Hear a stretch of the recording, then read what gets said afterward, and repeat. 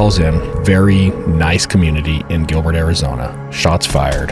Now we're getting a second, a third, a fourth 911 call. Everybody has a little bit of a different take on what's happening, but there's one common theme: screaming, multiple gunshots, multiple people hit down in the street. Every minute, nearly 20 people suffer physical abuse at the hands of their partners. We see these relationships, they look so great on the outside, they look normal, but bubbling underneath the surface, it's anything but. How can we spot the signs?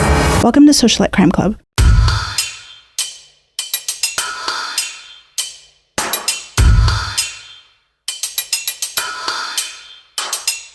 What kind of horrific violence are we bringing to socialites today? I want you to put yourself in someone else's shoes for just a minute. You're at home, your modest house in a very safe community, you're cooking dinner. All of a sudden you hear these horrific screams outside, like something is clearly wrong. Mm-hmm. And then you hear a whole volley of gunshots. You run out your front door, and lying in the street right next to your house is 2 dead bodies, blood everywhere. In between these 2 bodies is a 3-year-old girl just standing there in her white cowboy boots. What do? Oh my gosh, I run out, I check on her welfare, I pick her up, make sure she's okay, she's not hurt. As soon as you get to her, she looks up at you, and all she says is, "My mommy and daddy are dead." Oh, you just want to cry. Like, what do you do? We're going to talk about the ripple effects of domestic violence. Quick side story. I've got a buddy. His dad hasn't been doing very well for the last year or so. They had to put him in hospice. He finally passed away last month. And I talked to him and just kind of heartbroken over the whole thing. His mom is older, so he's taking care of his mom at the same time. And there's a lot to manage in between all of just managing your mom and trying to get through your dad's funeral. There's a lot to do. Yeah, and you could tell this is taking a toll on him. Just listening to him, you could tell he's run down. It's just exhausting. Yeah. So I talked to him again this week, just checking on him. Hey, how are things going? You're not going to believe what happened. They had life insurance on his father, and his mother is the beneficiary. So I don't know, I think like on August 6th, they settled the life insurance. On August 7th, the life insurance got deposited into her account. On the same day, just by coincidence, a new account is created with her name and somebody else's name as a joint account. On the next day, the 8th, $18,000 is transferred from the life insurance money into this new joint account. Oh my gosh. And then, of course, the next day after that, poof, it's gone. Who was monitoring this life insurance transfer? Nobody. You thought the bank would do good. And I've seen a lot of wires, and I've pulled wires before. They call, you have to verify all this stuff. And how do you set up a bank account with somebody else on a joint account without that person being present? Right. So there's all these really questionable things. And at the end of the day, when he was explaining this, I'm like, buddy, this is an inside job. This is somebody either at the life insurance or the bank who's probably getting a little skim off the top to help route this money. They're probably targeting the elderly. Yeah. They see this life insurance check come in and boom, they hit it as quickly as they can. It's just disgusting. And I'm trying to think, how could you prevent that if you're in a similar situation? But I know how we can prevent this. Tell me. Aura. They have this very simple plan. You can do the family plan even, so you can have yourselves on it and your parents or your grandparents. Mm-hmm. And it monitors accounts. When that account was created, the joint account, it would have notified them prior to the wire going out. As difficult as it is for many elderly people to stay on top of their accounts daily, like it is for people who are very used to technology. They're used to logging in. They're used to apps. They can actually see their apps on their phone and check their accounts on a consistent basis, where a lot of elderly people can't, because they can't use technology as easily. Maybe they can't see it very well. They can't see it, or they don't understand swipe processes, or they've forgotten how to do it. Platforms like Aura are very significant for their caretakers who are helping them monitor their finances and their financial health. So we have this little agreement with Aura. It's very simple, people. All you have to do is go to aura.com/Socialite Crime Club. They will give you a free trial to get up and running. You can check it out. You can get your grandparents or your mom and dad on there. You can monitor those accounts if they get hacked or if somebody's making fake accounts. It's a great platform, and I mentioned it last week. I'm going to mention it again this week because it's worth it alone. It also filters out spam calls and spam text messages, which coming up in an election cycle is so worth it. So check out the show notes below. It's right down here, aura.com/Socialite Crime Club. Give it a click. It's going to take you to where you can sign up for the free trial. Check them out. Give them a try. I think it might really help you and give you a peace of mind if you're monitoring or you're concerned about anybody in your life that could potentially be exposed to something like this. If you're enjoying our content, make sure to hit that like button and subscribe to our channel so that you can get all of our new content coming up. Your support helps us to continue bringing great content. Join us on September 8th for our live stream. We'll be smashing some fruit to show you the science of blood spatter analysis. It's going to be a lot of fun. We're going to dive into it and analyze it live with you during the live show. Forensic science like you've never seen it before.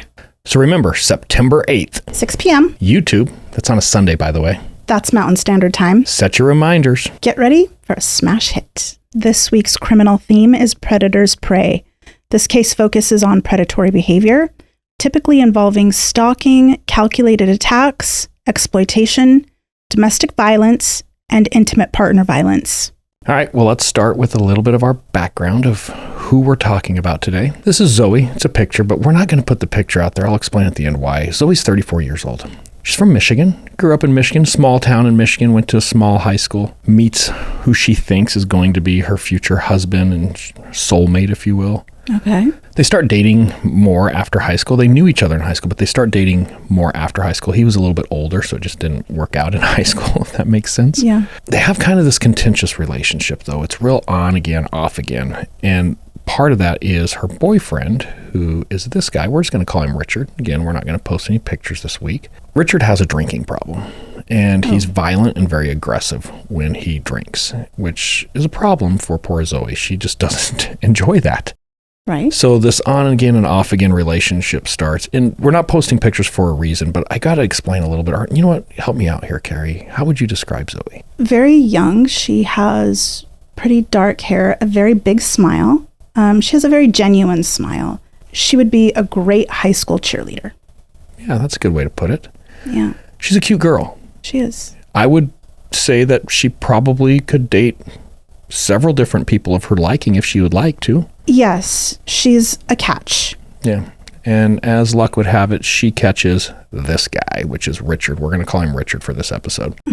Stinky fish. Yeah, it just goes back and forth and back and forth. The problem is she never completely cuts it off with Richard, and eventually she ends up getting pregnant. Oh. And they're going to have a baby girl. They're going to name Becca. Again, name has changed.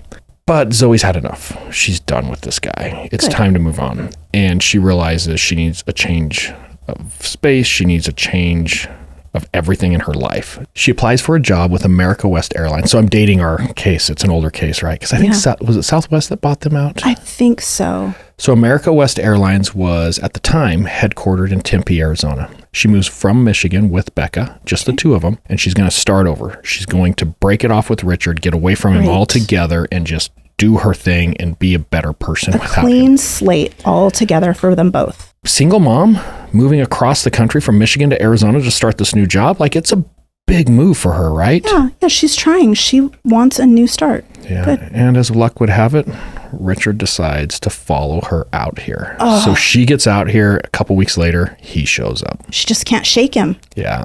Now, Richard has a brother who lives in Phoenix. So a little bit more background on Richard. He has a hard time holding a job down. Oh. He's one of those. Yeah. So he spends a lot of time on couches. He kind of bums off of anybody and everybody he can to get by here and there. He's got severe alcohol issues at this point. Like I said, when he's drinking, he's also just really abusive and aggressive. Just annoying. Yeah, so he comes out, he moves in with his brother, kind of sleeping on his brother's couch. He's trying to get a job, but of course he can't get a job because he's not really hireable. No one's going to recommend him. His work history's terrible. And this was a time, we're in about 2001, 2002, and in the greater Phoenix area, it was a boom here. Yeah. Big time boom. Jobs were hard to come by. Like, there was a lot of talent and everybody wanted to work. So right. John's not going to work. He's just going to kind of hang out, and he's going to try to get back with Zoe. Poor Zoe. She's done, though. She takes out an order of protection. Good. Has it served on him? I don't want him around. The problem is he is the father to Becca. So he does have some custodial rights somewhat. So within the order of protection, it allows some very basic contact between him and Becca, which of course he has to go through Zoe to arrange. Okay. But Zoe is so done with this guy, they'll only meet at the police department. Oh, good. Yeah, you can pick Becca up. I'll meet you at the police department. He doesn't know where she lives. She has moved in as a roommate with this other person. She's paying rent, and she's concealed the address. So he has no idea where she lives. Good. And things are working out for her. Okay, Everything good. is going really good. Let's get to the 911 call. Lady calls in. Very nice community in Gilbert, Arizona. Shots fired. Multiple people hit down in the street. Possibly a drive-by, because there was a vehicle that was apparently driving through the neighborhood at a high rate of speed at the same time. It's complete chaos. Now we're getting a second, a third, a fourth 911 call. Everybody has a little bit of a different take on what's happening, but there's one common theme: screaming, multiple gunshots, literally people dead in the street. Oh my gosh. Okay. Yeah, pretty intense scene. And then we get a 911 call from the mom, who ran outside and found little Becca standing between mom and dad, saying, "My mommy and daddy are dead." And she's explaining, "Hey, I don't know what happened. I was cooking dinner. I heard this. I went out there, and here's what I saw. They're definitely dead. There's blood everywhere." Obviously, law enforcement is responding. Very heavy response. We don't know what we have. It could still be an active shooter. There's just a lot of things going on. Right. The entire neighborhood's going to get locked down.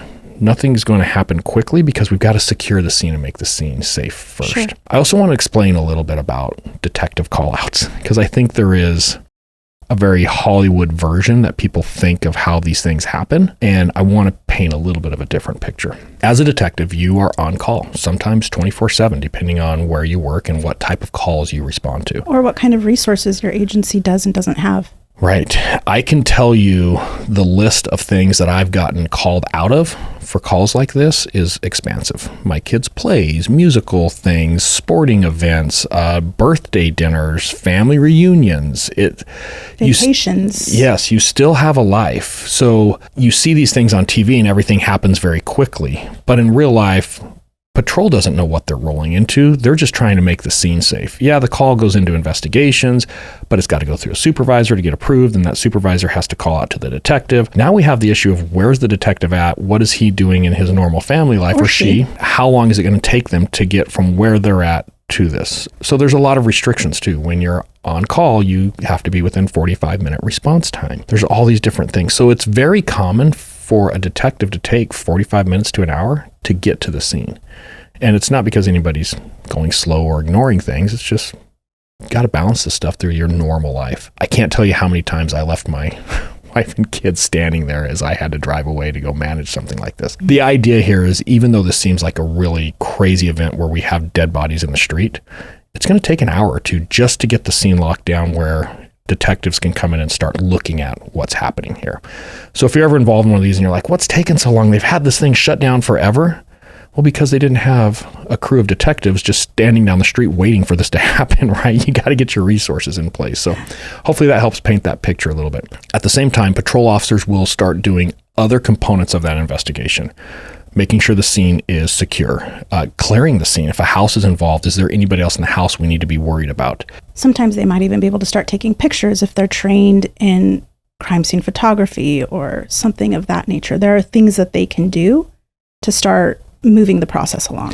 There's just one thing I'll caution. If we do get young law enforcement that watch the show, leave the gun alone. I can't tell you how many cases on crazy homicides where there's a gun laying somewhere in the scene. They see the gun and they think, oh, I have to make it safe.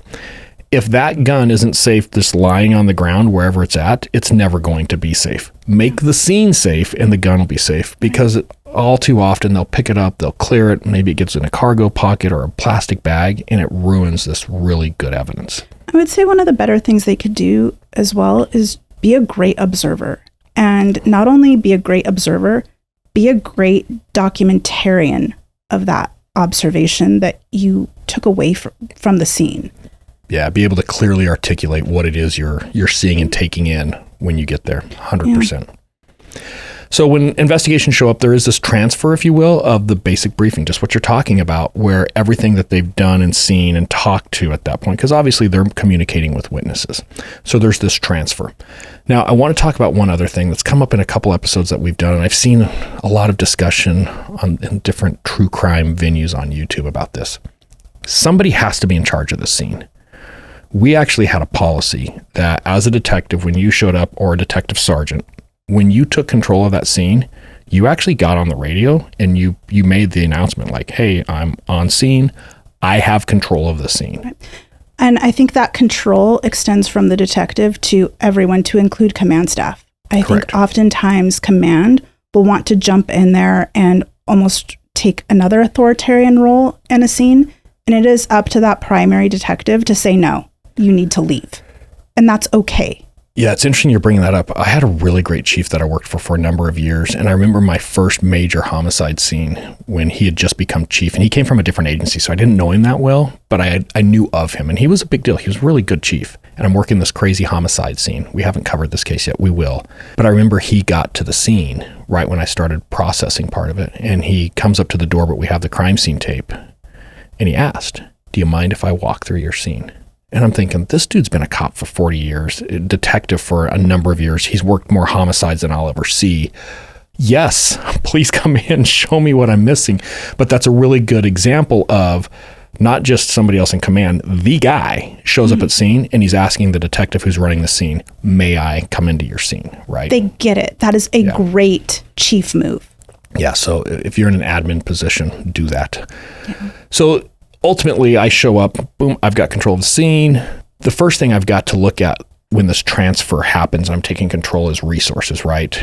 Do we need search warrants? We've got to get going on search warrants because that's always something that's going to take some time. Hospitals. Do I have somebody at the hospital? Do I have dead bodies where I need a medical examiner? How can I get those resources started? Kids. Kids are always one that's hard to deal with. Mm-hmm. Is there kids involved? Where are they at? Do we have family in the area? Who's going to take care of this kid? I can't just expect the neighbor for this kid to move in with the neighbor, right? Well, getting child protective services out to any scene takes hours. Yes. Sometimes almost a full day. Yeah, it can be quite a tedious process. And then, of course, we have to look at the crime scene itself. What type of crime scene techs do I need? Do I need some certain experts in different fields because of what I'm seeing on the ground here?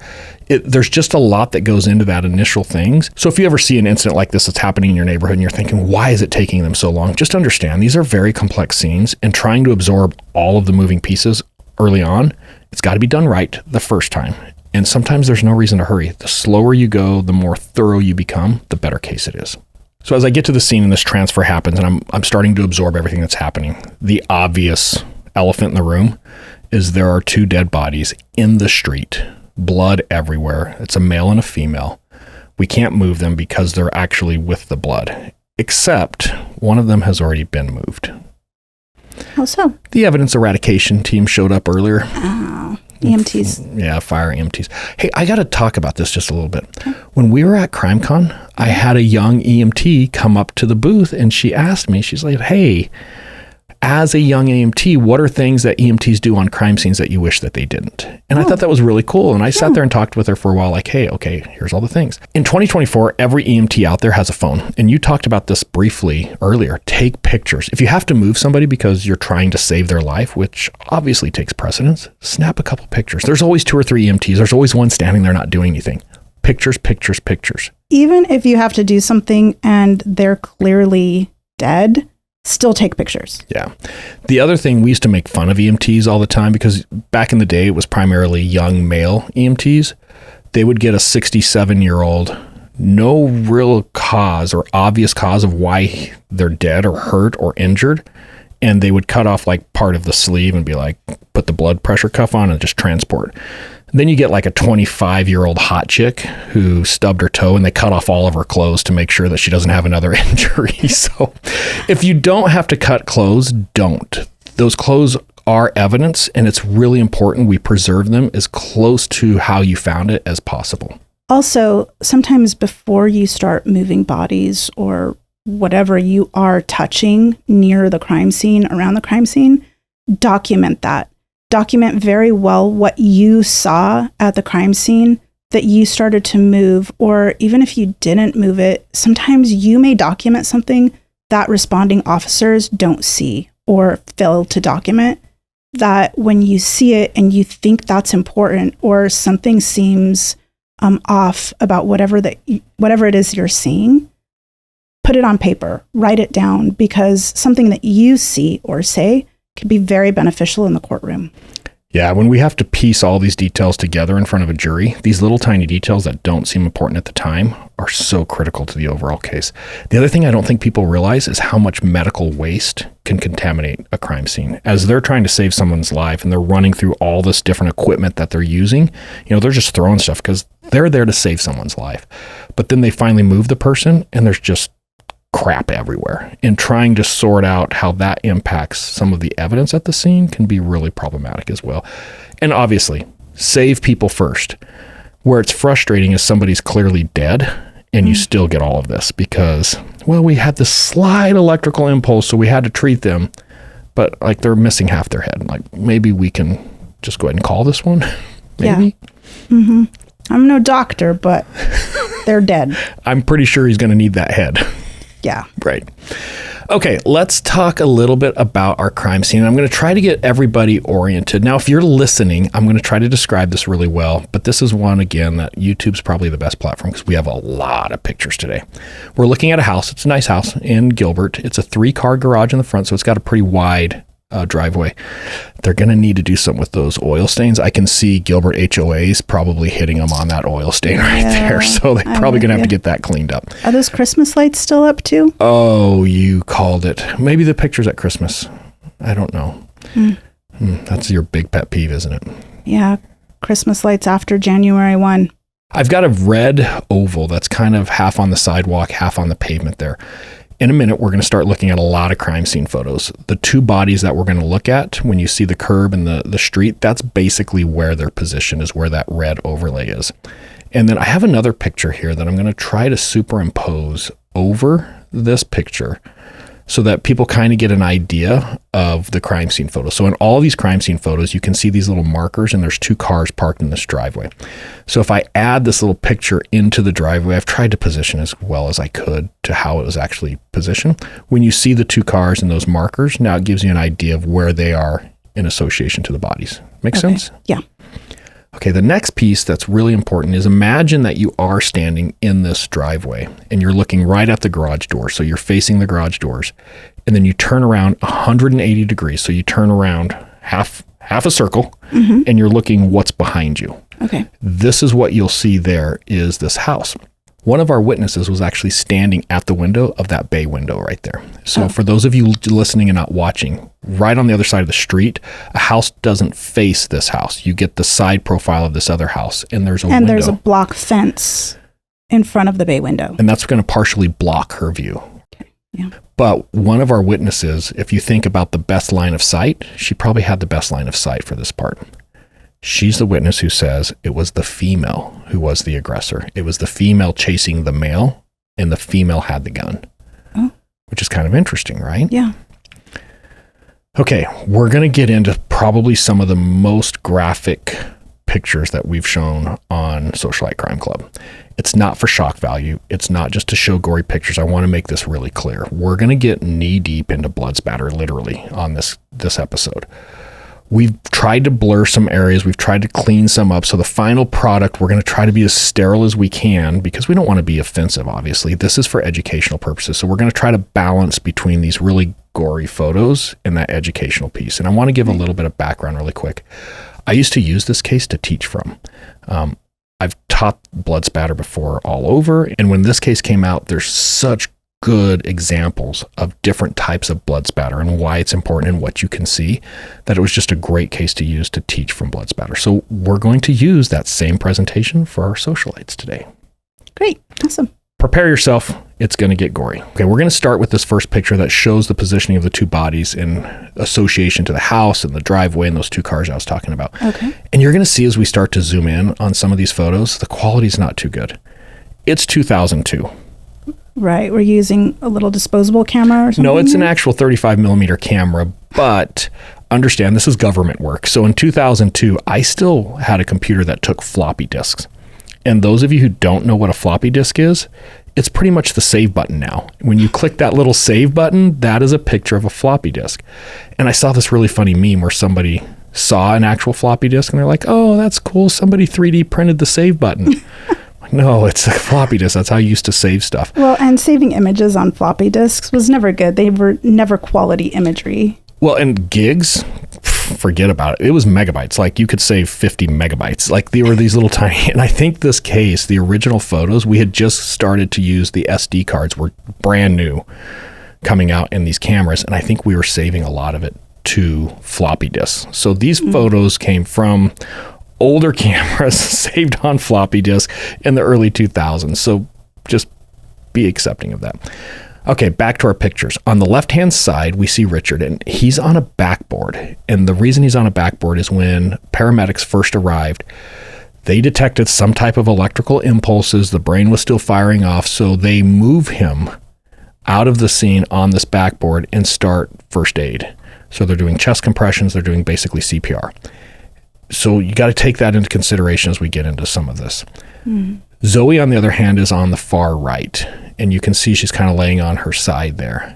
Yeah, almost in a sleeping position. Yeah, right. Her arms are kind of up towards her head. Yeah. Now, the gun that we're going to talk about here in a little bit, and I'm going to show a picture of how close it is to Zoe's hands. It's laying on the ground right there, right next to her hands. And it's in a position that it looks like it just came out of her hands. So somebody who's just quickly walking through the scene, with the way it is right now and then hearing that witness, it does kind of look like maybe Zoe did have this gun. So kind of an interesting component there. Okay. Where Richard initially was, you can see where Zoe is. He was just to the left. There's a little marker there that's number 7. Okay. And that's pretty close to where he was at. And then they put him on this backboard. They turned him 180 degrees. So his head was also very close to the curb with his feet out in the street.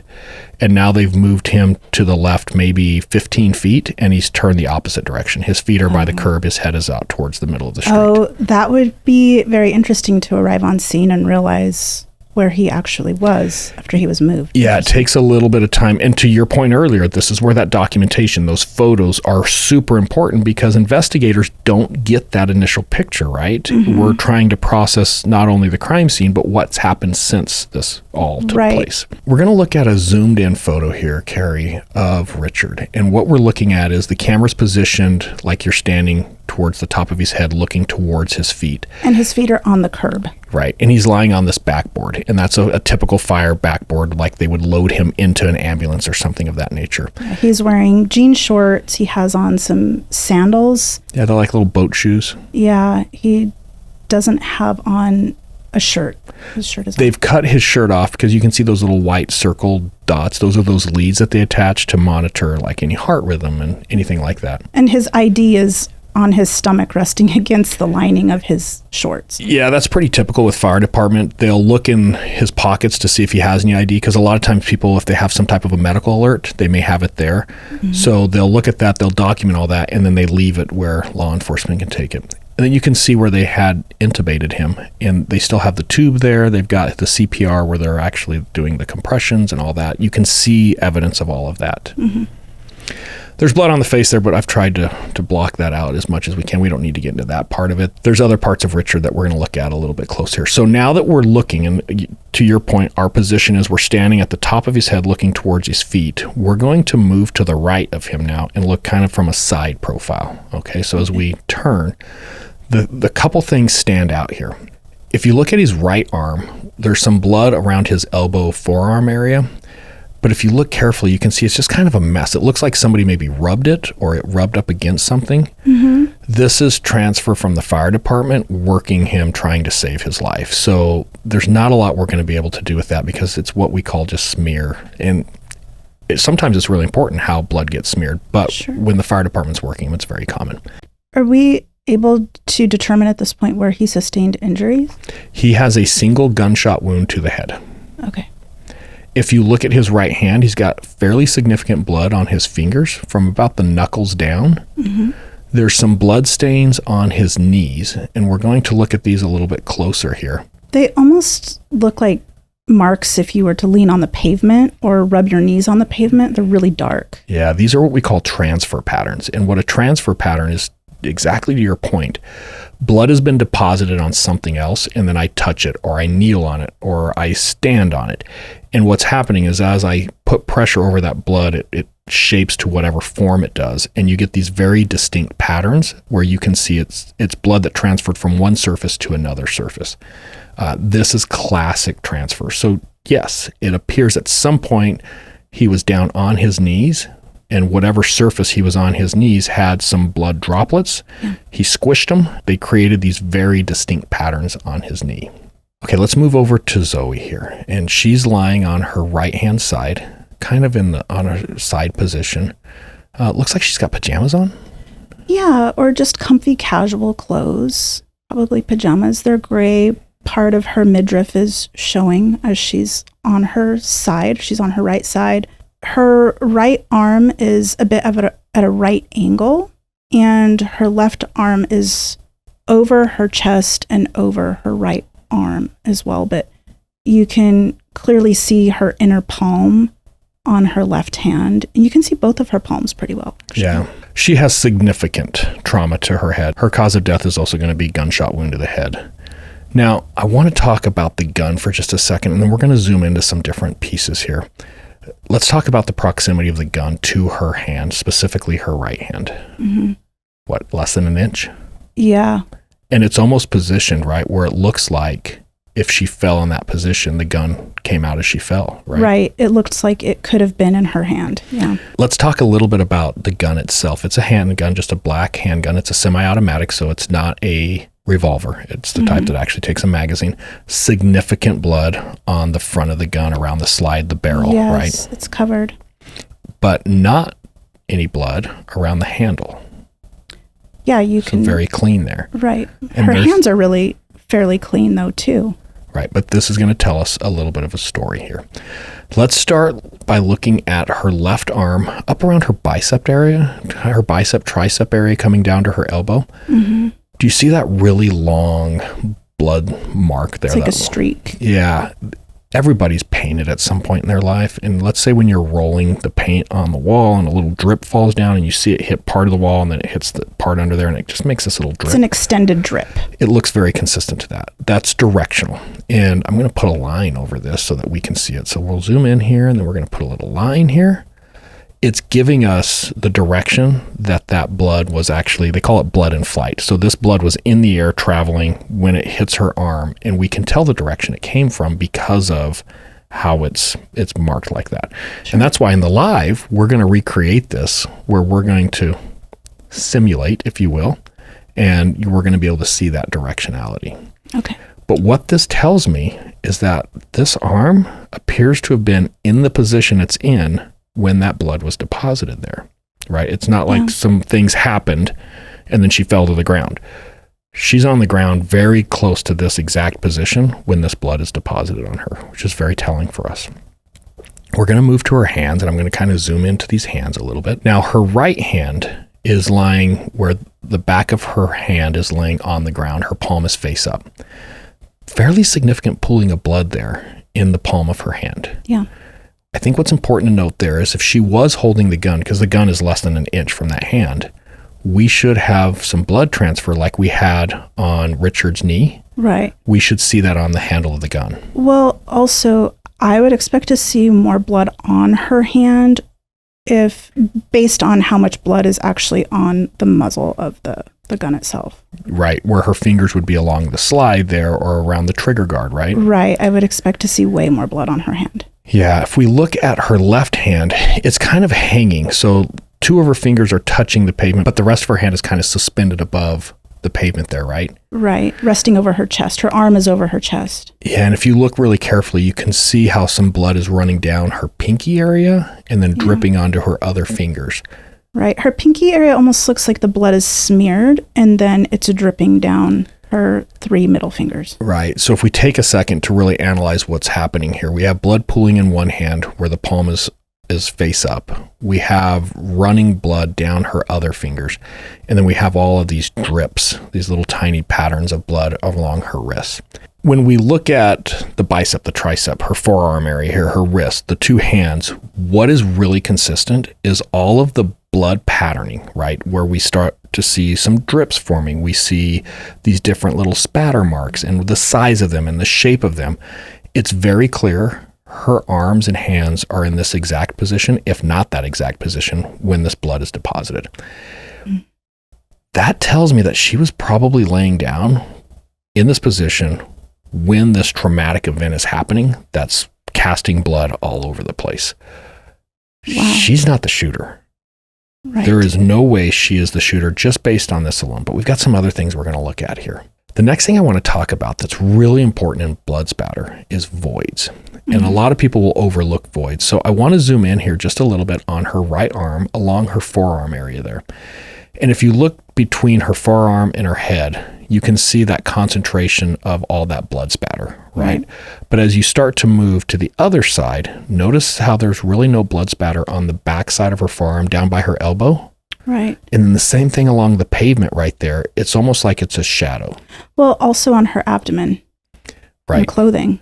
Right. And again, with as much blood has been deposited here, these little voids are really important because now we can start to determine, okay, her arm was in that position when all this blood was deposited on there. Yeah. More importantly, when we're talking voids, look at the grip of the pistol. There's no blood. There's blood everywhere here. For those of you just listening, there's blood droplets everywhere. There's literally a giant pool of blood in this area. But the pistol grip is perfectly clean. If that grip was there when this blood's being deposited on her forearm, I would expect to see very similar patterns on the gun itself, and we don't. Let's move to her feet. A couple of really interesting things here, and I'm going to try to describe this a little bit better for our viewers and our listeners. There's three different things I want to look at. Well, first, she's barefoot. She is barefoot, and she's laying on her side. Her feet are almost crossed here. On her left foot, we have this transfer pattern, and we talked about transfer patterns earlier with Richard, where something came in contact with her right about the top of her foot at the ankle area, and we get this very distinct shape, right? Again, transfer pattern. Right on her ankle, we get another one of those little drips where we can see directionality. The problem with this one is if she was laying in this position when that blood was deposited on her skin, that blood would have had to have been traveling at like a 90-degree angle, which doesn't make sense, right? This is more consistent with her standing up, and blood is probably falling somewhere from her head area down, and it catches that little high spot of her ankle protruding from her foot there. Right, on her inner ankle. Right. So this tells me, okay, this little amount of blood here happened before she was on the ground. So she was definitely bleeding before she was in this position as well, which, okay, we need to definitely analyze that and see a little bit more. Now, Budweiser had a commercial back in the day, and I think they still do it, where at the king of beers, right? And you see this drop of beer come down in the glass, and the drop hits the glass, and they make a crown out of the splash. Right. You get these little spines that come up, and then they superimpose the king of beers. Yeah. Blood spatter works very similar. When blood is deposited on a surface at a perfect 90-degree angle, so a drop of blood is dropped onto the ground, right? It hits at a 90-degree angle. That same thing happens. The drop hits, and then it kind of splashes up on itself in the middle, and these little crowns come out, and then it falls back down. Into a circular pattern. So when we are looking at blood spatter and we see almost perfectly round drops, it means that blood was deposited at a 90-degree angle. I sometimes think of it when you're pouring pancake batter slowly, and you just let the pancake batter drip, and it spreads into a circular pattern as well. You think of blood spatter when you're making pancakes? Sometimes. You are a weirdo. Yeah. Okay, anyway, that's 90 degrees. As you slowly start to move out of 90 degrees, so now blood's being deposited at a 45 degree, a 30 degree, a 25 degree, that perfect circle starts to become this teardrop. And the longer the teardrop, the more aggressive the angle. So a 10-degree angle is going to have this really long, very similar to what we're seeing on her ankle here, where a 90-degree angle impact is going to have this little circle. And there's actually a calculation. You can measure the width of the teardrop and then the length of the teardrop, and there's this formula you can use to determine that angle of impact, and that's how they recreate blood spatter. You know, from the untrained eye, if you were just to look at the scene really quickly, you have a witness telling you she was the aggressor. You see these two dead bodies, all of this blood. They both have severe head injuries. The gun is laying right next to her right hand. Somebody might say, oh my God, why did she shoot him? But if you know a little bit, even just a little bit of background about blood spatter, you can look at the scene very quickly and be like, oh no, there's a problem here. She was on the ground well before all these horrific events started. Sure. And something happened in the beginning that she's bleeding a little bit before she gets on the ground. Maybe he hit her or something of that nature. Yeah, we're going to come back to that. We actually piece all this together eventually. We're going to go to her feet. Now, I'm going to say something that some people might immediately think, what is he talking about? Her feet are clean. If I just told you, if we didn't have any context, I'm like, oh, look how clean her feet are. What would you say? She walks around a lot without socks. It's another pet peeve of yours. Carry showers and flip-flops. So little TMI for our socialites. But if you look at the bottom of her feet, I'm not talking about the fact that she's been walking around that night barefoot, so you can kind of see a little bit of dirt here and there. I'm talking about the lack of blood. This is a very, very bloody scene, and she has no blood on the bottom of her feet. Again, you get a really good up front of the two different types of blood spatter. We get one really long teardrop looking one, and then the other one there is almost that perfect circle. And you can actually see those little crowns, right? Just think the king of beers. To be fair, the bottom of her feet are actually really clean. It almost looks like this is dirt and dust and debris she's picked up from being outside that night barefoot. Right. And she's down the driveway in the street in front of her house. So we know she went at least from the front door to the street barefoot. Right. Yeah. I'm not calling it hobbit feet or anything like that, but there is clearly, she wasn't wearing shoes. Right. But for our listeners, I don't want them thinking she walks around without shoes and socks all the time. Yeah. Agreed. Let's go look at Richard's shoes. Now he's wearing shoes, so he's not barefoot. There's blood on the bottom of his shoes, like he stepped in it. Significant blood. Yeah. So think about this, the order of operation. If she shoots him and then apparently shoots herself, which is what one of our witnesses is saying she would have blood on the bottom of her feet. And how would he have blood on the bottom of his feet if he was shot? Right. This is a really good indicator that order of operation is totally backwards. She most likely was killed first and then Richard. Right. Yeah. And the blood on the shoes is pretty clear here. And there's actually quite a bit. It doesn't look like it, but if you really start to look, you can see the one that really bothers me. You can see it on the two soles. But if you look at his right shoe, the one on the left-hand side, look up around where the big toe would be. Do you see the blood on the edge of the shoe? Yeah, it's a big smudge. Yeah, that's pretty significant. It's one thing to step in blood. When you start to get it up around the sole, the side of the sole of the shoe, there's a lot of things happening. Again, the term we use is blood is in flight. For that to happen, there's blood being splashed around and spattered about. Sure. And he doesn't have a whole lot of spatter on his shins or around his ankles. Correct. And we're going to talk about why that might be. That is a great observation. This is, again, one of those times that I'm like, oh, my wife is so smart. Thank you. Why would he have a void around his shins, calves, top of his feet? Probably because he's not very close to her. Or he's kneeling down. And those areas are probably facing the ground. When we go back, covered essentially. Right. When we go back and we look at that transfer pattern that we saw on her ankle, and we look at the transfer pattern on his knees, it's almost a perfect match. It looks like to me at some point, Richard is kneeling down. His right knee comes into contact with her left foot, and he's positioned over the top of her torso by her head area. This would explain why we're not seeing a lot of that blood cast off in patterns on his shins, because they're down out of the area. But his hand, remember, we saw a ton of blood on that one hand. That hand is the closest thing to her head. Starting to paint a picture, right? Let's get back to that hand. Ignore the hair. The hair is irrelevant. That is her hair, by the way. We did have it tested. That's her hair. Those of you can't see, we're looking at an up-close picture of Richard's right hand, and it's almost like he made a very loose fist and then set that fist on the table with the pinky down, touching the table, so we can see it from his thumb down. Right. Fairly significant blood on his right index finger. But the thing that just catches my eye, and if you do a lot of blood spatter work, there's something you always want to look for that should immediately be a red flag. The void on his fingertip. With a linear line. Linear lines don't ever happen naturally with blood spatter. Something has to be blocking that to create that perfect void line right there. And we're talking about his right hand, which is his trigger finger, his right index finger, right? And then if you look carefully right along that second knuckle, like from the first knuckle going to the second knuckle there, you can start to pick up another line. Yeah, the blood becomes much darker. It's almost an ombre effect. Yeah, that's a good way to put it. And you can see that second, when it gets really darker, there's a defined line right there, right? If we were to wrap his right hand back around the gun, these lines match up perfectly. Where we see the void on the pad of his right index finger, It's his trigger finger. It's blocked because it's on the trigger. Right. That second line that we see along the knuckle line would be just underneath the slide there on the body of the handgun. And his inner palm appears to be very clean. Right. The void, right? Because it's in contact with the gun, which matches why we had the void on the pistol grip there. And the pistol grip is very clean. Yeah. Exactly.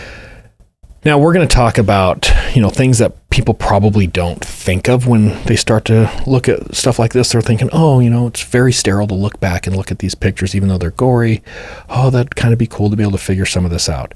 There's another side here that people don't realize. The bullets are evidence. The casings are evidence. And I'm going to get fairly graphic in this next description because it's important for our socialites to understand this. When a bullet is fired, there is an extreme amount of pressure that comes out of that barrel, right? Because the bullet is pushing all this air out of the barrel very, very rapidly, and it creates this pressure. If you shoot somebody and you push the end of the gun up against skin, when you pull the trigger, that pressure, all that air coming out has nowhere to go. So it just expands the skin. It does, and it kind of it literally will blow open the skin. It creates this scarring pattern. We've talked about this on previous episodes. But when you look at the amount of blood on the end of this gun around the slide, this is a really bad sign. This is something that happens when you're pushing the gun against skin and you're repeatedly pulling the trigger. And sorry for the graphic nature here, but I need people to understand what it's like to work a scene like this. I pull the trigger the first time. It creates that scarring, it expands the skin, and it starts to blow a little hole open. Well, if I'm still pushing that gun literally starts to... It pushes into the body. So by the second, third, fourth shot, it just starts to expand again, and literally you can create a giant cavity, right? This negative cavity area, and you're literally blowing up that part of the body. It can be extremely graphic. In this case, it's her head. And the reason I want to get into this is there's a couple things that just automatically jump off the page for an investigation. This is unusual. Usually when I shoot you in the head, you're dead. It's done. Yeah. When I'm shooting you 7 times and I'm pushing the gun into your head as hard as I can for all 7 shots, there's a lot of anger. There's a lot of rage. And this is it's a rage killing. And it's very consistent with... Domestic violence. Domestic violence. We almost always see this with some type of intimate partner violence. And it's not just male and female. I've seen these cases with male and male. I've seen these cases with female and female. And that's why we call it intimate partner violence. And even adolescents. Yeah. So that's a big red flag right off the bat, is that we have somebody with an incredible amount of anger and resentment towards the victim here. Right. The next piece, and why I went so graphic to try to explain that, 7 rounds. In her head. Close range is not the word. It's what we call a contact wound. Mm-hmm. We've got to recover those rounds. How many rounds did this magazine hold? I believe this one's 14. It's a Smith & Wesson, if I remember correctly, and I think it's 14 rounds. It's a 9mm. Somebody will correct me on YouTube, so please do. They always do. And I will be the first to say I am not the type of guy that can look at any handgun and tell you, oh, that's a 13 round or 7 round. I can only tell you the ones I've had experience with, and I would own a Smith & Wesson handgun. So anyway, long story short, what I want people to think about here, though, is I've got 7 rounds that were fired into her head. There's this giant mess, and I hate to explain. I just don't know how else to explain it. I've got to recover those. I can't see them. I know they're there, but I can't see them. We went through 5 gallons of distilled water where, after we do everything else on the scene, we document everything else, we literally start to wash the blood away from her head going down. And you pour a little bit of water, you've got your gloves on, you start to sort through what it is, a little bit of water, sort through what it is. Mm-hmm. It's a very tedious job, but there's times when I've said, you don't understand what it's like to work a crime scene until you dig through somebody's brains. Right. And as graphic as that is, there is a cause for it. We have to have those rounds. You never know the story that's going to come out later. Some conspiracy theorist is going to come back. The gun was planted. This is over here, that over there. So you're planning for all of those alternative theories to disprove in the future that you don't even know what they are. So there's reasons you have to do this. And it's very different working a scene like that than just talking about it, right? Yeah.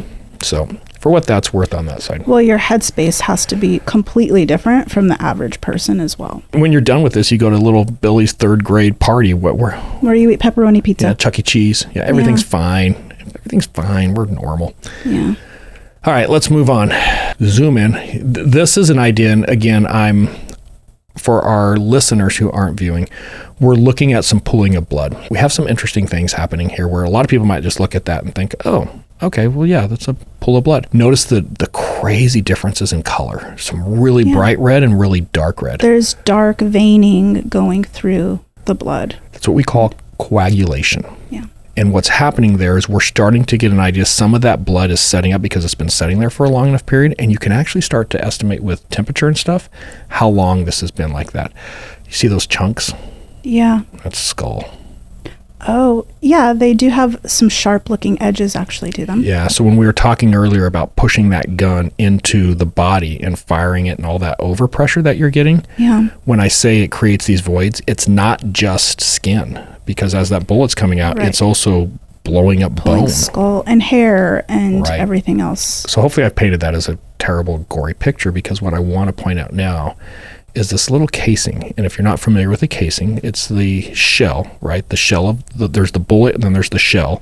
When I fire the bullet, the shell gets ejected out of the handgun. It's really shiny, actually. It looks really clean. Yeah, and it landed perfectly right on the end of it where the primer would be. So it's sitting on the ground, actually, just like somebody placed it there. Mm-hmm. And to your point, it is perfectly clean. There's no way this casing was setting like that when this event was first happening. It would be covered in blood. This is a casing that gets deposited sometime after her injuries. Oh, maybe when he killed himself. That would be a possibility. We're going to have to look into that. He would be pretty close to her. Right. I'm going to back up a little bit to where we started. Notice all the cones marking a little path up to that second car. Mm-hmm. It's a Ford Mustang. That is Richard's car. So she drives the car that's on the left. He drives the one that was parked on the right there. Those cones mark out a blood trail. And what that blood trail was created by is after Richard shoots Zoe 7 times, contact wound to the head, that the end of that gun has an amazing amount of blood on it. Mm-hmm. He's walking back to the car, holding the gun. It's dripping off the end of the gun, and it makes this perfect trail to the car and back. How did you determine it was blood dripping from the gun and not her head or a different body part? So a couple things we can see. Number one, we're getting those perfect round drops. So it's 90-degree angle of impact. That typically is more consistent with blood dripping off of something than being cast off. Or somebody walking and blood is dripping off of somebody as they're walking, because you'll get a little bit, I think more of like almost a little tail on 100%. That's actually what they call it. So that little teardrop with the tail. The other thing is we can examine Richard's body. He doesn't have blood anywhere else on his body that has a significant enough blood to be dripping that consistently as he walks. Mm-hmm. The second thing is one of his hands also has a smear mark. You can't see it in these pictures, but there's this transfer pattern. That transfer pattern is on the door of the driver's door of his car, right at the window there. So the window was down. You can see where he put his hand there. So he thought about leaving first. No, you also get transfer in the center console. I think he walked back to the car and he got his cell phone. And when he gets his cell phone, he turns around, he comes back to the curb, he sits down on the curb right next to Zoe. He calls the police department, not 911. He calls a back line at the police department. And he says there's been a shooting, and he gives the address. And then the next thing you hear is a gunshot. Oh my God. If we back up to the picture where we first looked at Zoe and we could see the gun, you'll notice just above the gun, cell phone. Marker number 4 right there. In all the blood, you almost don't see it. Again, look how clean it is. Yeah. There isn't any blood on that top side of it. So he just dropped the phone next to her after he called, and then shot himself. Do you know at what point his call came in before other neighbors started to call 911? It was almost the exact same time, because remember, he's already shot Zoe 7 times. So those 911 calls are already starting, and then he's calling this back line, which kind of caused a little bit of confusion in dispatch, because you have multiple dispatchers and they have to start linking all of these, and they're all getting different addresses because it's just in the general neighborhood, right? Right. Come to Assumption Junction with me for a minute. Traveling. We're traveling there. We're never going to know the whole story. There's gaps. The two primary witnesses here are both dead. We can try to piece back as much as we can from this crime scene and figure out, okay, what does it look like the order of events were and how do things happen? Remember when I said she has an order of protection? He doesn't know where she lives. Yeah. Through the investigation, we find a couple things that happened prior to all of this. Okay. He can call her to set up times to meet to pick up Becca. So he calls her this afternoon and tells her, I'm done. I shouldn't have come from Michigan. I should have just left you alone. You're right. You clearly have moved on. I don't have a place in your life. I give up. I'm not going to do this anymore. I'm going back to Michigan. The manipulation of allowing her to think that she's free. Yeah, I am done. I'm going back. In fact, I'm leaving tomorrow. This happens on October 30th, the day before Halloween. Okay. And he says, I got some stuff for Becca, a little costume and some candy for Halloween. I'm on my way out of town. Can I please swing by and drop this off for Becca? Who knew this information? The roommate. Which roommate? That she's living with now. Oh. And instead of saying, meet me at the police department, meet me over here, meet me over there, she gives him the address because she thinks, finally, he got it. No, you can never trust them. Never let your guard down. So ever. He just got this address. Just got it that day. He shows up. When he shows up, we know that Becca is inside the house. She's going to give an interview later on. She's putting on her white cowboy boots when her mommy and daddy started fighting. There's blood drips at the front door. It's not Zoe's blood. It's his. She attacked him. I'm piecing together that I think however this thing starts, it starts at the front door. Her daughter, her world is inside the house behind her. She sees what potentially is coming, and her first thing is defend my daughter, get as far away from her as I can. Right. He has a broken nose, and not just a little broken nose. He's got a broken nose. We got a bleeder. Like she was defending herself. 100%. I think she popped him in the nose right in the front door and took off running. He turns around, chases her down, catches her about the time of the curb. There's an initial struggle. Remember that little blood droplet on the ankle that was out of place? Right. His blood. Oh, interesting. And I think it's from that first interaction. He catches up to her about the time she hits the curb, shooting her in the back of the head. We didn't show it because to zoom in, we just exposed too much. She's got 4 very distinct linear bruising on the side of her neck right here. I'm pretty sure it's fingers. It looks like he catches up and grabs her around the neck really hard. And I don't know if he forces her to the ground at that point. And this is when he starts firing. Was basically the roommate home during this? No, he had just left. The other thing is she had just had a pizza delivered for dinner about 14 minutes before this happened. So we have the pizza guy engaging with her just before as well, where everything's perfectly normal, what's happening. But yeah, I think she ran away from the house trying to pull him away from the little girl. Obviously, the front door's open. She knows things are going. She probably knows her daddy's on his way over. Right. And she hears all the screaming and gunshots, so she walks out, and she literally walks right into the scene. Well, and for him to manipulate with that kind of lie of allowing her to believe that she's free of him, she's done, he's got to be thinking, wow, she really thinks she's free of me. And he's going there already enraged with probably jealousy and control. Yeah, he lost. And if he can't have her, no one else can. The part that's really going to screw with our socialites, and I want to get into this just so that we get into a little bit of that mental health issue and just how far somebody can go down this dark hole. Becca's going to be interviewed later on, and she gives up some more details. And remember, he kills her, walks to the car, gets his phone, comes back, sits down, calls the police department, reports the shooting, and shoots himself. And this whole while, Becca is watching. She's right there. Oh my gosh. Which is that statement to the neighbor when she gets there, my mommy and daddy are dead. Well, it's the ripple effect, the continuing violence and trauma that a child will suffer. And after that, it's no longer just the child, it's your neighbors. It's your roommates. It's people who are around you that have to now care for your child as well. One thing that really stood out in the interview, and it was just heartbreaking, is Becca was very, very clear that she was putting on her white cowboy boots when this all started. And that was that one thing that she just kept triggering back to, that she associated with this event. So you have to wonder, does this girl see white cowboy boots to this day? And does it take her to a certain place? Or like, how does that impact her? That association of something outside of this scene that ties you back. Boots. Does she see a Western movie and think of it? Does she see John Wayne and think of it? Who knows?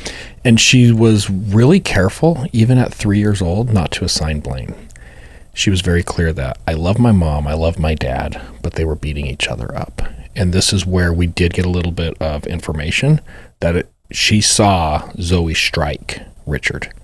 And that's where they're beating each other up, right? And that's kind of what helped put that assumption of mine of what happened at the front door together. But yeah, that opens up all kinds of different things that we can talk about a little bit here with that intimate partner violence and some of the other things. Now, I've said from the very beginning, we changed the names. We had pictures. I took all those out because I found Becca online. When we do these cases, I always take a little bit of time to go back and say, okay, well, where are they now? Like, how is this poor girl doing now? To my surprise, my happy surprise, she seems to be doing really well. She just got married. She seems very happy. She has a very blissfully happy social media profile. She's moving on. And the last thing she needs is some dime store Joe Rogan wannabe wearing a dumb hat, stirring up a bunch of old trauma for her, right? Right. So we changed all the names. We took the pictures out. I don't need somebody calling her saying, hey, is this your parents? Was this you? So I don't even want to say where she's living or anything like that. We're going to leave her out of this. And for all of our socialites, leave her alone. She's clearly suffered enough. But that's the reason we took out the names and some of the pictures that we usually throw in. You hit something I want to go back on as we wrap this up with some of our takeaways. Don't trust him. Never trust them. If you have that feeling of this isn't right, I'm in danger, always trust that instinct. Never stray from that. This guy's been an ass clown for years. And now all of a sudden, oh, I'm done. I'm over it. That should have been the red flag, right? They don't change. Yeah, it's bad. The other thing that's really scary to me is I'd love to give some advice of this is why you have somebody else with you. This is why you meet in a very public setting. This is why maybe you go to the police department. What people have to understand is Richard went there knowing he was going to kill himself. When a person has put themselves in that mindset, a public place doesn't help. It may just increase the body count, right? So when we start looking at, well, what could she have done different? I don't know that there is a clear solution. What she could have done different is to cut this guy off years ago and maybe he gets hit by a bus. Like that. I don't know what else would fix this. Well, I think the other scary piece of this was that he clearly changed his pattern of behavior with her. Yeah. And that type of change in pattern, we like to call it an anomaly. And this is where huge red flags should be popping up. If someone is completely out of their norm and suddenly makes you feel safer somehow when you never feel that way before, something is wrong. Yeah. And I'm a big supporter. I support gun rights, but you have to start asking the question again with a case like this with gun control. With the history, with the DV history, the order protection, how the hell does Richard have a gun, right? You have to at least be willing to ask that question. The other thing is there's some new laws out that when law enforcement gets involved with a domestic violence incident and they discover that there's guns in the house, they can seize the guns. Yes. And people lose their mind, like, the government's taking my guns. Well, don't be an asshole, right? Don't beat up your wife and we won't take your guns. It's pretty simple. I think the other thing with domestic violence and intimate partner violence is when you have that type of ongoing behavior, whether it's generationally or just within that specific relationship, there are mental health issues. There are people who have extreme jealousy that turns into rage, this possessiveness, this need to control. And whether that control is sexual violence or physical violence, or if it is manipulation and coercion, right, it is still a mental health problem of emotions that they can't control. Yeah. And, I want to change the true crime world right now a little bit, because I feel like most true crime channels, it's all about sensationalizing. How can we make this seem like the most terrible, emotional thing out there? What I took away from this case and a little bit of research we did for this episode, it's getting dramatically better. Yeah. And I don't want people to hear some of these stats where, 3 women a day. I agree. 1 woman a day. Anybody is too much. Well, especially compared to the 80s or that's what I'm saying. It is significant. 1600s or the 1800s. It's gotten a lot better. Yeah, like at that point, you were just kind of my thing at that time, and I could do with you as I please. Right. It has gotten significantly better, and I wanted to touch on that because we have a special guest today. We do. You're very jealous of her because I think she's wicked hot. Oh. We have a subject matter expert in the house today on domestic violence. Dr. Not a Doctor, Carrie. I want you to talk about, why did you get nervous all of a sudden? I want you to talk a little bit to our audience about DV assessment and some things and programs that got starting probably the late 90s, going into the 2000s, that have really taken on a life of their own that may help contribute to why we're seeing such a decrease, which is a really good thing. Mm-hmm. And the reason I think it's worth talking about a little bit is it doesn't just take law enforcement to recognize these things. You as a normal person can recognize these type of behaviors and these different risk factors with friends and family and different things you're hearing. Yeah. So first, this started, just because of history throughout.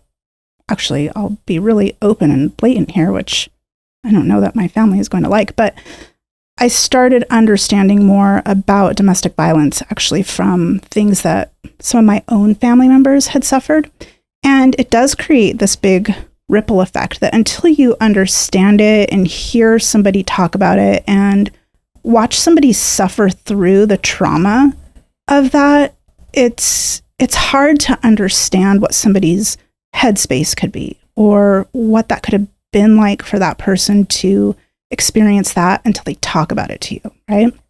And you imagine what that could have been like for them because you know those people. So then I get into law enforcement, and I hate to say it this way, but I become a shit magnet for domestic violence calls. And I was always going to them, sometimes going to the same houses several times a month. And that gets old really quick when you start to feel like there's no hope. There's nothing I can do here. This will never get fixed, right?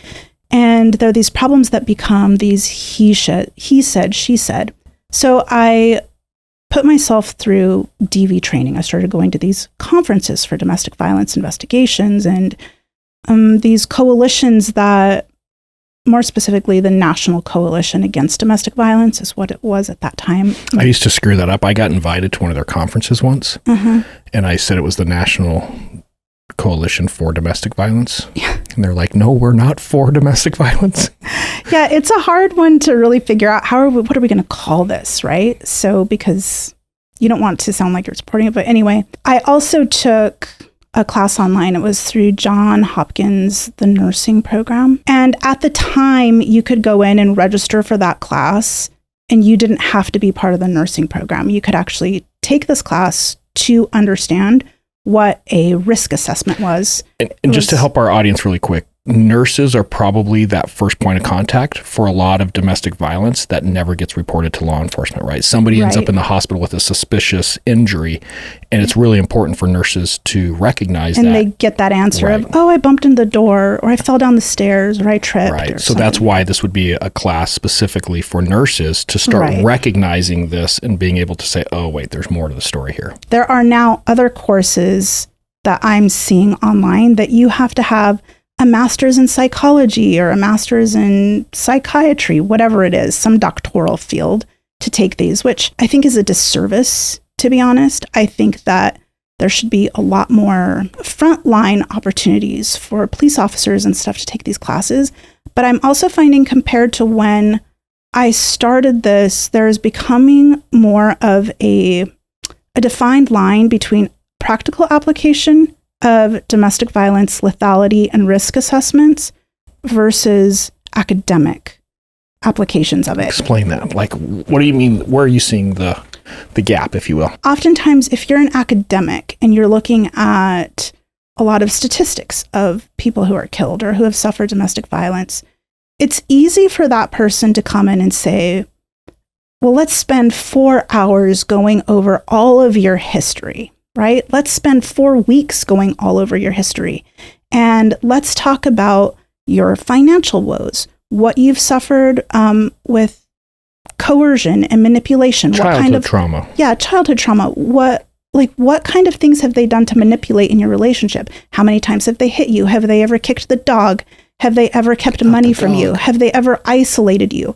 You have all of this time when you're sitting in a nice, very cushioned sterile, controlled office. environment. When you are on scene as an officer, you don't have time to think through that when there is violence around you, when somebody is bleeding, when there is a child who is hurt, when there's a dead dog on the side of the bedroom and a child is crying because they got hit in the process. And nobody really wants to talk to you in that moment. Right. Nobody wants to cooperate. Everybody's they just want to go scared, about their and life. you have a victim at the same time who is scared to talk for fear of retaliation. And most likely a scenario that a psychologist has never personally experienced, to be able to look at that and say, okay, we need to look at how do we analyze these issues in the heat of the moment. Exactly. So now we run into these practicality issues of how do we use a lethality assessment, a risk assessment. And what that is, it's a lineup of questions that a police officer or a psychiatrist or even potentially a nurse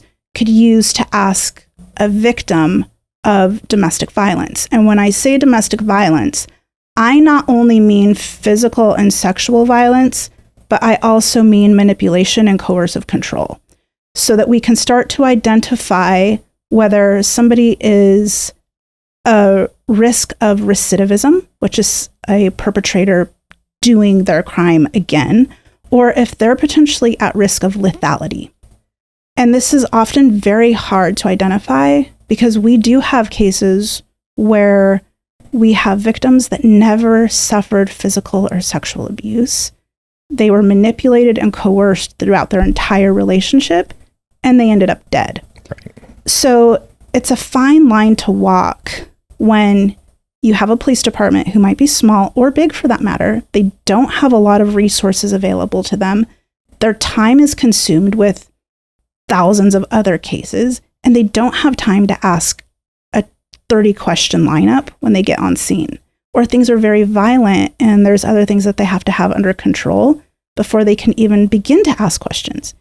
And it's different when you can be in a nice, cushioned, air-conditioned office and you have all the time in the world to speak to somebody. Yeah, it's funny you're saying that. I can remember a handful of calls where we were in a serious fight with the male, like a knockdown, drag-out fight where we're trying to get this person subdued. The entire family is watching this thing go down. Mm-hmm. You finally get him in the car, and then you have to completely 180 change, now sit down and very compassionately talk to this female victim who just watched this crazy fight where, you know, everybody's just beating on everybody trying to get this guy under control, and you don't get good responses in those settings, right? Yeah, and when you are an officer or a detective, when you go to a domestic violence call, you are already in the mindset that you are going to one of your most dangerous calls that you will ever go to. Because everything potentially a threat. Is extremely volatile.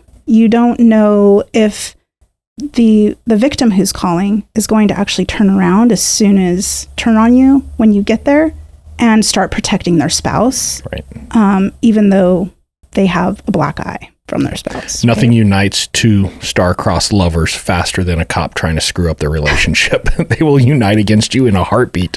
Exactly. And it's one thing to fight a dude. I don't mind fighting a dude, but when the chick jumps in, I'm out. Like they cheat, they do mean things. It's just not fun anymore. Right. And we have a lot of other issues that we're going to deal with when we're talking about domestic violence. So what a lot of people don't realize is that, let's take our suspect in this case, Richard.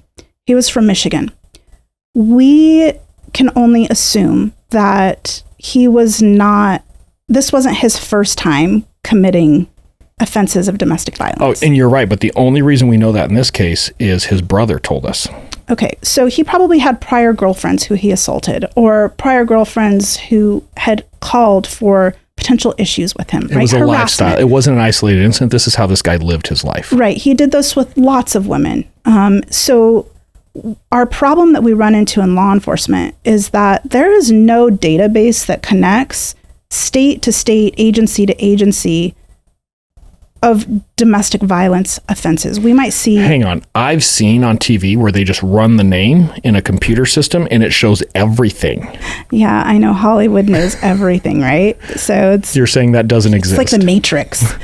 No, that does not exist. So if we wanted to know what kind of history Richard had of domestic violence, if Zoe had made a call and we just wanted to research, okay, what's his history like? We would have no idea what he did in Michigan. I would only know what he did at my police department that we had reports on that were issued. Okay, you said a key word there. Violence. Let's get this even more muddled up. Mm-hmm.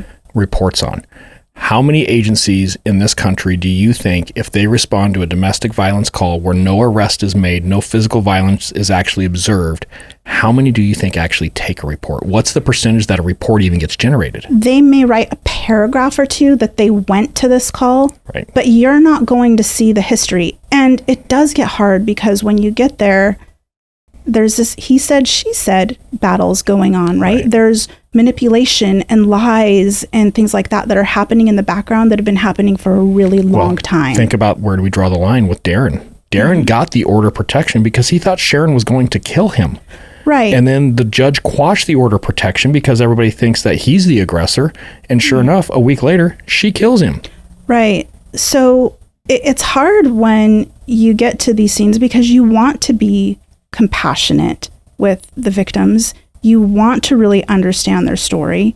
And when you have a manipulator, a liar, who then comes into the picture as well, you oftentimes don't know what to think because you're also at the same time trying to remain impartial.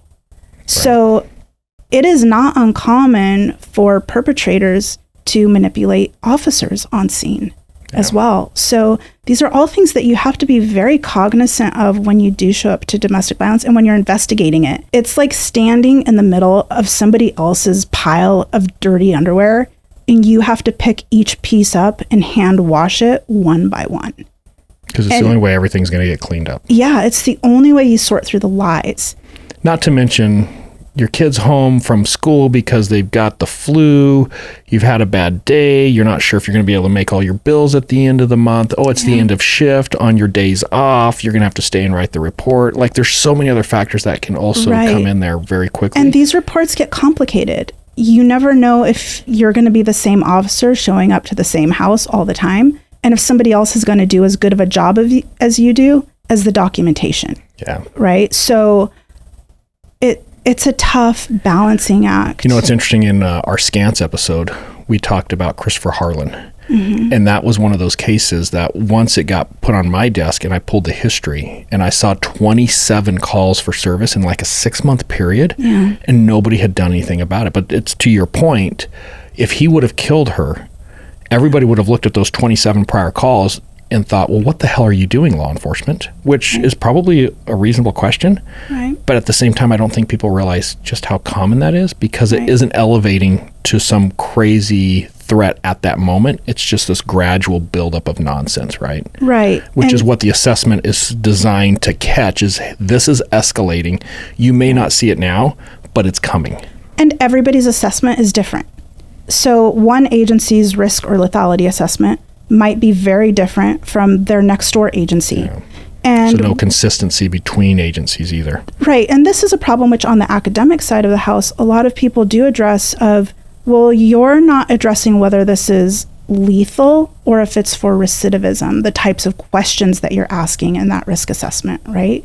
So on top of that, we also have these operational issues. Like I said, there's nothing connecting to show whether somebody has a DV history necessarily of a big database that anybody can access. So we don't know if some agencies are checking a DV box or if they're not. If this is just an average everyday run-of-the-mill assault or if it's intimate partner related, we don't know. So in one of my other lives, I was consulting with a company that was designing software for both dispatch and law enforcement. And one of the biggest issues that they had is as they created boxes to check, the more boxes you include, the less likelihood the officers would take the time to check them. Mm-hmm. And I brought up, well, hang on, though, that creates bad data. And they're like, yeah, we get it, but if we put too many boxes, they won't check it. And it's not a police officer thing. That's any job. Mm-hmm. If you make the process so inundating to your day, people won't do it anymore. Right. So it's finding that fine balance. But with what you're explaining, it's just a freaking mess, right? It is. It's a terrible mess. I'm really glad I don't have to do it anymore. But it is getting better. Yeah, and I have testified 2 times now. That's all compared to you, but for DV cases that I never expected I'd have to. Not just testify as a cop, but as an expert actually getting into the background of what coercive control is, and when people start manipulating their children actually to retaliate against spouses and things like that, it gets really messy, and a lot of judges really don't understand it. But you have these victims trying to sort through lies in the courtroom, that if you are understanding of what it is, what domestic violence is, and the tangled web of issues and mental health issues that come with that, you can explain that in the courtroom as it relates to that case specifically, you're going to have a far more successful case. Do you think there's a link or something that you could point people to? We could put in the show notes. Like if somebody wants more information on assessments and some of the things you're talking about, can you put a link in the show notes that people can click on and look a little further? I'll actually put a handful of links in there. There's lots of websites out there. Just resources, right? If somebody even just closes their computer, the whole website that they were looking at for domestic violence wipes. There's no history of the website that they were looking at. That's good to know. I'm glad you're bringing that up. Yeah, definitely include that link. I'll include that link. There's other resources out there that you can learn about domestic violence and what that is. But if you know people who are suffering from some of these things because you start researching it, talk to them about it. Don't let them continue living like that. And it's hard too, because some people just always go back to it. And I don't want to dig through brains anymore. Like, I'm just done with that. So let's try to maybe stop that piece of it as well. Would be cool. Yeah. Awareness. Talk about it. Don't keep family secrets like that anymore. Got to stop that cycle. Yeah. Good episode. Tough one, but good. Stay safe, socialites, and thank you for joining us today. On the way out there, he actually starts bragging about how he took his time to outline her body in rocks. So there's this rock circle, and then he stacked tumbleweeds very carefully over the top of her. He didn't bury her. He just kind of stacked these tumbleweeds and made this little rock monument. I wonder if he, in his head, thought it was the right thing to do after what he did to her. Yeah, I don't know. Just really weird, right? Give her a nice burial or take care of her in some way.